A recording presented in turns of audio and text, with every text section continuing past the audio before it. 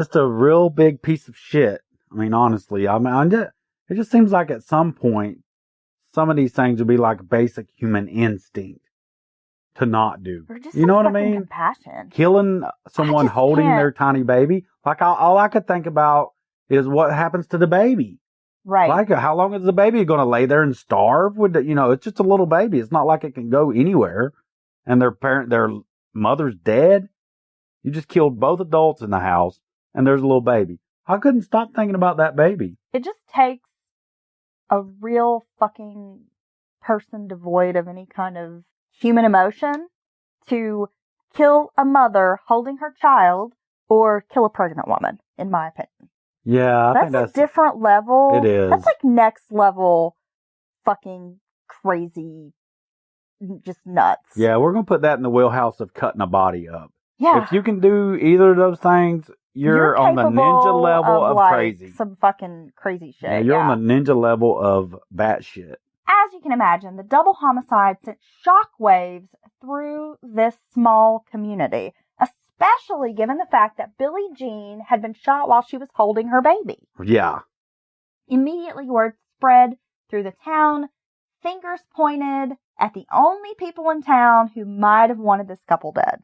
Investigators come in and they note the scene is incredibly clean. No forensic evidence was left behind. Law enforcement thought it possibly was a professional hit. They were baffled. Well, yeah, a lot of times when you have a crime scene and it's meticulously clean or there's absolutely no evidence. Nowadays, there's so many different types of forensic evidence they can come across. You have a scene that is spotless, Yeah, I mean, you have to wonder sometimes as a cop, is this someone who knows what they're doing? It makes me think, or reminds me of the Roden family murders. Yes. That we covered a couple of episodes ago, and how it appeared to be like a professional hit. Right. Like someone came in, they were just in and out in a matter of like minutes. There were no witnesses, like no one saw a thing, and there was nothing left behind, no trace of evidence. Right. Rumors began swirling around town, as I mentioned. The only persons in town who might have problems with Billy Payne and Billie Jean Hayward were the Potter family, specifically their adult daughter, Janelle Potter. Yeah. Let's take a moment to talk about the Potters. The Potters moved to Mountain City in 2005 from Pennsylvania. Janelle Potter was a very sheltered young woman who had a lot of trouble making friends. With health problems such as type 1 diabetes, Janelle's parents cared for her every day. She never had a job, didn't drive a car. Incredibly lonely young woman, she began living her life on social media, though it was monitored heavily by her mom and dad. So can you imagine this life? I value my freedom, and I love being able to come and go as I please, do what I want. I can't imagine being a grown adult woman. Explaining yourself to mom and dad. And having to explain myself to my parents. Having my mom combing through my social media accounts. Knowing my every move. That was painful enough when I was like 16. Yeah. But I can't imagine being like 29. And this is how I live my life. And also, type 1 diabetes. I don't know what the rest of her health problems are. But I work with people that have type 1 diabetes. They have a pump on their side and stuff. And so sometimes I think when people have health issues, they let it create this situation that they act like they can't get out of. You know what I mean? Right. Yeah. And it takes an enabling loved one, parent or something, or sisters, brothers. And then I don't know. I don't want to say she's using that as an excuse, but. No, she definitely is. Honestly, and we're going to see that later on in the story. And that is nothing against, like I said, I just, want to say I work with people. I know people are very active that have type 1 diabetes and things of that nature. So I don't think that automatically change you to the house. Well, and I also think there are people that I know personally that maybe have children with some medical problems. Right. And yeah, they're serious. And as a mom or dad, you would be concerned about your children's health. We all would be. but these people almost have like Munchausen. That's it. And then their kids almost have like Munchausen by like, I'm not sure which is the difference in those, but it's almost like the parents want to constantly be like, oh, are you okay? Right. And almost kind of like fabricate illnesses. And then the child really loves to be the center of attention and Right. gets coddled and doesn't have any expectations, or they're spoiled, or they get whatever they want because they're sick. And so they kind of play into it. Yeah. And it's just like a cycle. And I've known several families who have that dynamic, and it just kind of blows my mind. Right. Everyone's participating in creating this situation. And it seems almost like this is the energy in this family. Yes, definitely. As we get into the story, Barbara Potter, the mother, Mrs. Potter, had worked for Hewlett Packard, and Marvin Potter, who is known as Buddy, he's the dad here, he was a former Marine who served in Vietnam and claimed to have ties to the CIA. Oh. That was one of the things he would always tell people. Okay. Is that when he was in the Marine Corps, he worked with the CIA. All right. On wholesome projects. Well, now who knows if that's true? But again, it almost seems like these are people who just really like to talk a big game and get attention. And I just feel like it's really setting a stage for what's to come with Janelle. Yes, very much so.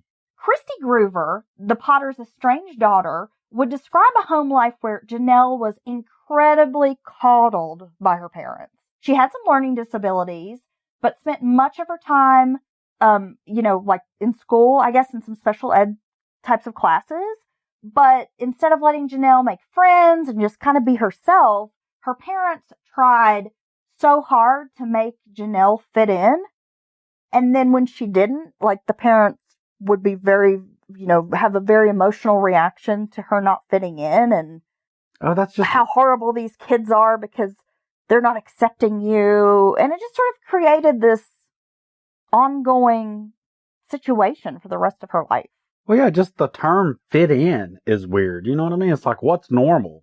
That's just a weird way to even look at it. Christy also said she didn't believe Janelle's conditions were as serious as her parents made them out to be, because she'd witnessed Janelle manipulate people quite a bit, using her disabilities and health issues as excuses when things weren't going her way. Yeah, but my blood sugar's low. That's why I'm being a bitch. Yeah, right. Okay. That's what I'm going to start doing. Well, I do. I'm just like, I have my period. I hate you. Go away. Come back in 3 days. Yeah. Bring me snacks. Bring me dark chocolate. So I guess maybe I do that. I don't know. Oh, my God. Your period's not a disability. It is. You don't have it. You don't know. Ladies out there, you understand what I'm saying, don't you? It's debilitating. It is a disability. Well, I tell you, it debilitates the shit out of me. You just need to fuck off when I've got my period. I understand the whole concept of like the red tent. Yeah. Like, if you would just build me a tiny house. Okay. Where I could just go for 3 to 5 days a month. Right. And you just stock it full of things like olives and chocolate, Hershey Kisses, coffee, bacon, coffee, 80s movies, like a few bottles of wine. Oh. My comfy jammies. I think Leviticus nailed it. You should go off in the woods for a week. I agree. Yeah. Because I think it's safer for you and me. It's and just to society in general. Yes. Yeah. Definitely don't let her drive, y'all. In 2009, 28-year-old Janelle Potter was picking up prescriptions when she met a pharmacy clerk named Tracy Greenwell. The two became friendly when Tracy, felt sorry for Janelle. She learned about Janelle's illnesses and how Janelle was so sheltered. Janelle's moved to this new town just a few years before. She doesn't really know anybody. The only people she interacts with are her parents. And she's going on 30 years old. I mean, who wouldn't feel sorry for her? Greenwell wanted to get Janelle out of the house. She starts inviting her to spend time at her house and, to participate in activities. Hey, we're having a cookout. You should come. Getting together with some friends, having a game night. We're going to go camping. We're going to get turned? Probably not. Oh. Well, during this time, Tracy introduces Janelle to her brother, Billy Payne. It was obvious to everyone but Tracy that Janelle had this huge crush on Billy. Tracy thought Janelle might be interested instead meeting her cousin, a guy named Jamie Curd. Jamie was single, very handy with computers, And though the two seemed like a pretty odd match, they did hit it off. And because Janelle spent so much time on the computer, and because Jamie was kind of a computer guy himself, she thought, okay, well, these are two people who, they seem a little odd, but together they might actually be a good couple. Right. They start hanging out. They start having a secret relationship, meaning secret from the Potters. Her nosy-ass From parents. her nosy-ass parents. Oh, my God. I mean, Having to hide a relationship. when you're 28 years old and you have to hide a boyfriend from your parents, There's something seriously wrong with this family dynamic if that's the case. it's dysfunctional. It's very unhealthy. I think we can say it's incredibly dysfunctional. Yeah. From time to time, Jamie Curd would visit the Potter's house under the guise of fixing computer problems. Oh, my God. I wonder if he'd wear like a tool belt and have like computer fixer hat on. It reminds me of like in The Big Lebowski, the porn, and Yeah. it's like the TV repairman, and she's like, you can imagine what happens next, and he's like, he fixes the TV. So I just imagine this is like a bad porn. Yeah, Hey, I'm the IT guy. Hey, I'm here to fix your hard drive. Oh, yeah. Bon chicka wow. Oh, I need maintenance. Oh, yeah, baby. System tools. Yeah. Defragment me. Ooh, my office suite is acting up. Defragment me. Oh. That's all the computer stuff I know. However, he and Janelle had this full-blown romance blooming, Okay. all behind the Potters' backs. They would secretly spend time together, take selfies together. At some point, Jamie Curd buys Janelle a cell phone. He hides it in the front bushes of their house and like instructs her to go get the cell phone because she would call him, but would only talk for like 45 seconds to a minute because she didn't want her parents to know she was on the phone with him, like on a landline. How much could you say in that time? I don't know. Did they think that call wasn't recorded or something? Oh my God, her dad knows the CIA. Oh, okay. We'll Okay. get into that part. Okay. So he buys her the cell phone, hides it out in the bushes. Man, that's like some spy shit. She's got this secret cell phone. I mean, this is like fucking bullshit that like young teenagers would do.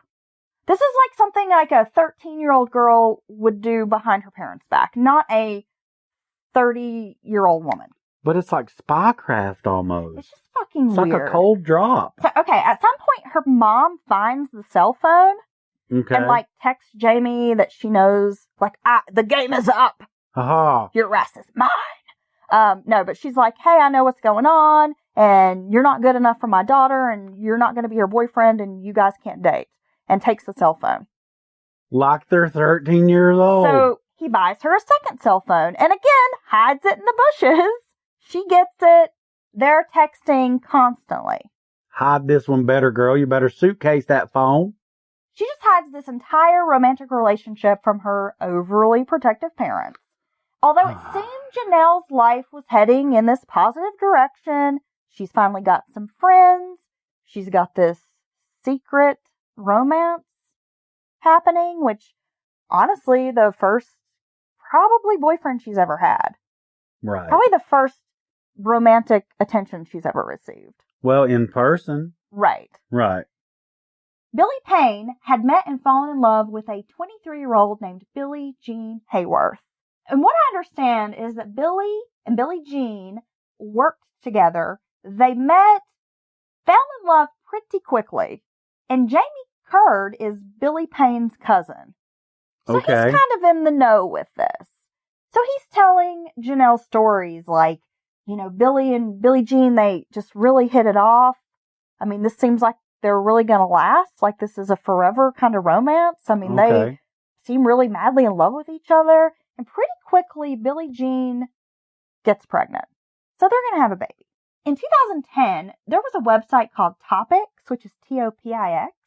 And they had these, they were kind of like a forum, I suppose. Different cities had them. I don't know if they're even still around, but I do recall back in the day, this Topics, and they were for your city. And people could post different threads, basically, talk about different issues in the town. Yeah, I'm sure there's some form of that. Social media was a huge thing. I mean, we had Facebook at this time, but it wasn't like it is today, where everybody's on Facebook. Right, it's still more of the chat room kind of thing, Yeah, right? kinda. Okay. So Topics for this mountain city area started receiving these anonymous comments about Billy Payne and Billie Jean Hayworth. So someone